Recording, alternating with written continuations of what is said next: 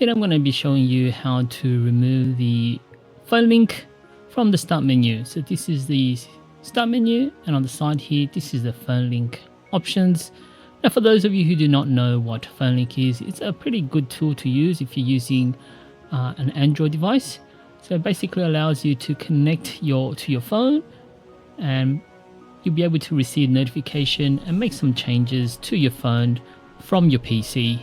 As you can see here, I've got Spotify playing here. You can actually remotely click on the play button and then it will play. You're also able to check your image, your photos, all your messages here. You can even also start a conversation all from your PC.